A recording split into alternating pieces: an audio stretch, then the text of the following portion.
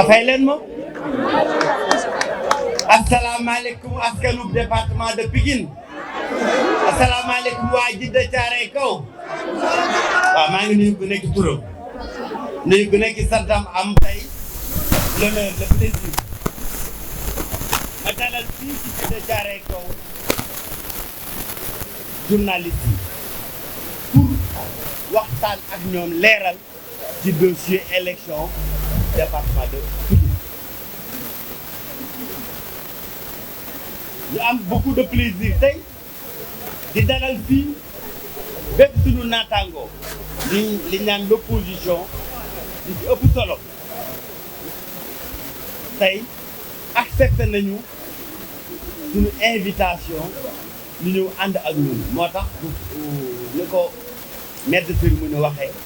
du ma guddal ci wax ji damay jël rek ay kàddu pour dalal suñuy gan ñu fi fekk tey suñuy gan ñu nekk d'abord waa li ñuy wax les activistes yi nekk ñi nga xam ne bokkuñu ci benn langue politique dañuy xool li nga xam ni jàpp nañu lii mooy dëgg lii mooy yoon ñu ànd ak ña koy xeex di ko xeex wala ñu di ko xeexal seen bopp moo tax kii di bii Malick Sagna kii di sëñ Mourtala yi jiite collectif ñoo laan kii di Clédor Sène mu ngi ci yoon di ñëw kii di Assane Diouf dëkk Djiddah Thiaroye Kaw toog ci biir salle bi donc ñoo ñëpp ñu ngi leen di gërëm di leen sant bu baax a baax ñu ñëw fi toogal ñëpp ñi nga xam ne ñooy activistes yi ñoo nekk la société civile dalal tamit jàmm fii ci biir Djiddah Thiaroye Kaw ci biir département de Pikine donc sunu naataangoo bu coalition Yewwi Askan Wi coalition Yewwi Askan Wi ñu envoyé délégation autour de Ousmane Sonko président maa ngi lay nuyu di la ziare bu baax a baax avec Déthié Fall donc ma félicité ko ci rôle bi am solo bi nga xam ni joué na ko ci wax bu dëgg yàlla organisation élection yi ci biir Yewwi Askan Wi kii di sunu frère donc le maire Khalifa Sall ak le frère Djibril Diop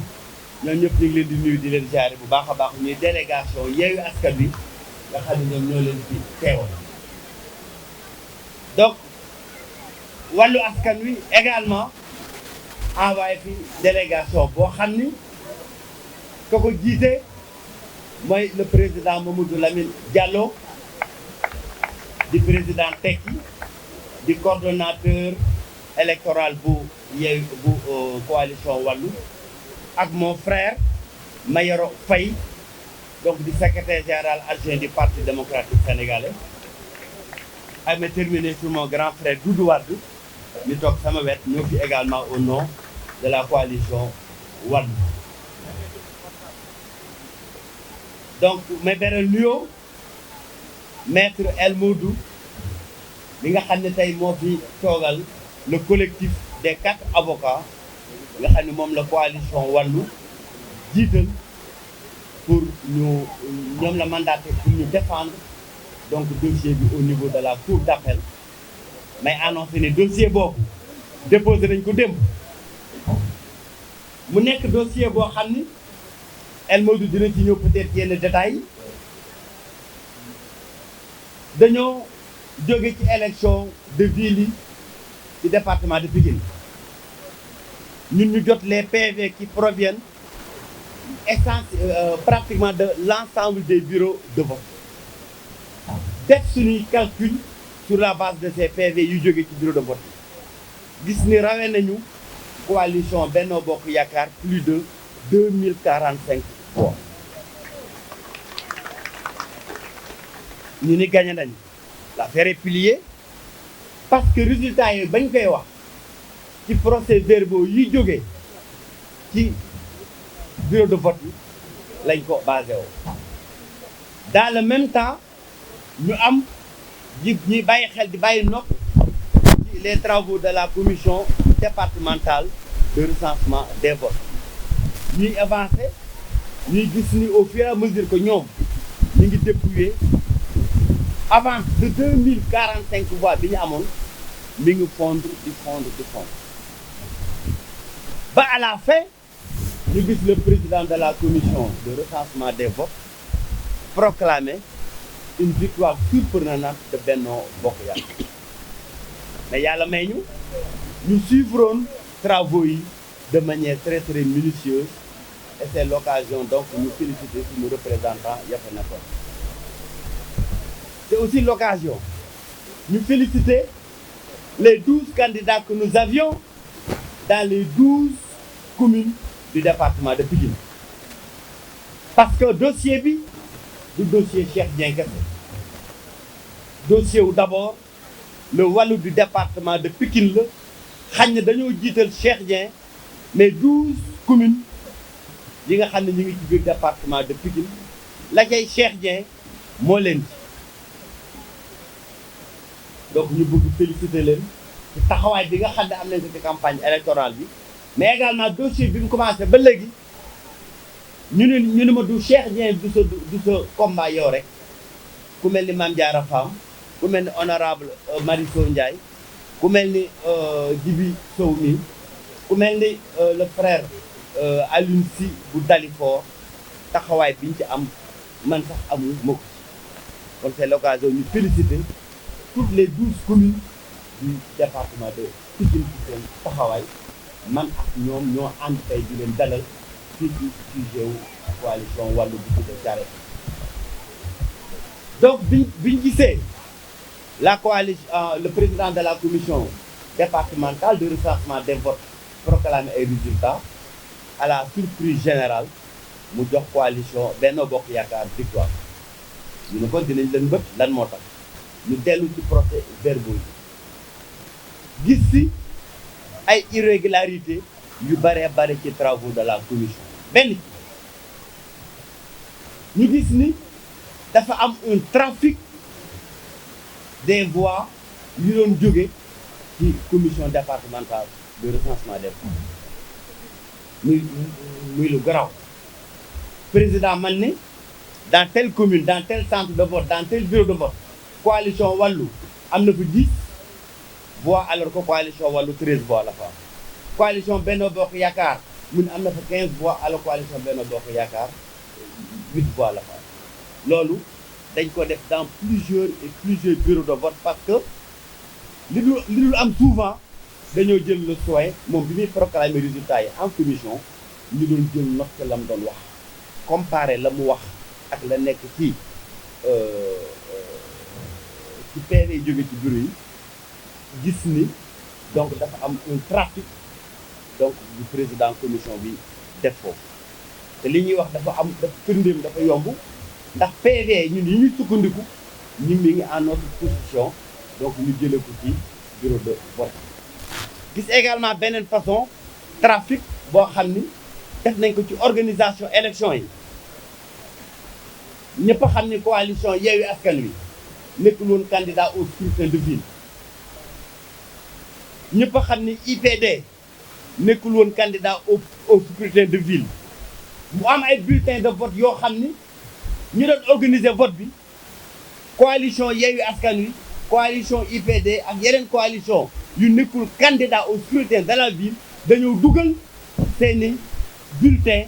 dans le scrutin ci centre de vote yooyu ci bureau de vote yooyu ba ñooñu am ay score tey buñ doon natt coalition Yewwi Askan Wi li mu am ci scrutin de ville bu leen ko waxoon da ngeen ut seen génne bulletin Yewwi lu muy def ci scrutin de ville dans le département de Pikine alors que ñoom ñoo leen tere ñu nekk candidat ci le scrutin de ville de Pikine am également beneen façon njuuj njaaj bu ñu gis mooy bu ñuy dépouiller bulletin yi dañuy gis ni dañuy octroyer ay score dañuy liste ñi nga xam ne ñoo compétir dans ces bureaux de vote ñaar wala ñett coalition yi nga xam ne elles sont régulièrement en compétition yi saa yi ñu tëb coalition wàllu yi saa yi ñu tëb coalition Benno Bokk Yaakaar mais amul benn bureau de vote boo xam ni dañ fa tëb coalition Benno Bokk Yaakaar mu am score ànd ak yeneen ñaari coalition yeneen ñetti coalition ya ca def ñu tëb leen ci score yi ñuy joxe xanaa même bu ñu fa demoon amoon score 0 da ngay bind coalition Yewwi am na 0 da ngay bind coalition Wallu am na 0 nga bindal ko 0 mu am également beneen façon njuuj njaaj bu ñu gis surtout nag Mbao c'est vrai que on a tardé à rassembler l'ensemble des PV parce que il y avait une situation particulière à Mbao où gouvernement bi administration territoriale les forces de police et de gendarmerie dañoo mettre la pression maximale sur suñu candidat ba nekkoon foofu ci période élection yëpp di ko bundu xatal ex bi ci këram sànni fa ay grenades lacrymogènes pour empêcher le maire Abdoulaye Obama mu mener une campagne mu mener un jour de vote tranquille. Malgré tout ça, et ça qui est le plus important, ñun bi ñu defee le total des scores yi nga xam ne moom la coalition Wallu enregistré dans l'ensemble des bureaux de vote du département ñu gis ni ñun ñoo raw au score la coalition Benno Bokk Yaakaar. Et donc ñu ni mais c'est extraordinaire que malgré toutes ces manipulations yi ñu gis ñun ñu raw au score la coalition Benno Bokk Yaakaar, la commission nationale de recensement donc di proclamer Benno Bokk Yaakaar la victoire. Et c'est par rapport à ça que nous avons vraiment donc demandé à nos avocats, et j'en profite pour féliciter vraiment la coalition Wallu Askan Wi mu constituer un pool de 4 avocats pour porter l'affaire devant la justice. mu nekk donc un combat judiciaire boo xam ni dafay tàmbali parce que loi 1 mois la may la cour d'appel de Dakar pour mu prononcer sur ce recours juridique. Mais ñu ni xam nañ également que président Macky Sall moom moo nekk à la base de toutes ces manipulations de la commission départementale de recensement des votes et que de ce point de vue ça reste un combat éminemment politique. moo tax tey ñu kontaan am satisfaction bi ñu gisee opposition bi yëpp dans son ensemble au regard de pièces justificatives yi ñu teg ci seen loxo ñun ñu lii Cheikh Dieng nekkatul sa combat wu Yewwi Askan Wi la combat wu tous les activistes la combat wu opposition dans son ensemble la combat wu coalition Wallu Askan Wi la moom moo waral seen teewaay fi ñun ñëpp tey ma leen ci sant leen ci gërëm bu baax a baax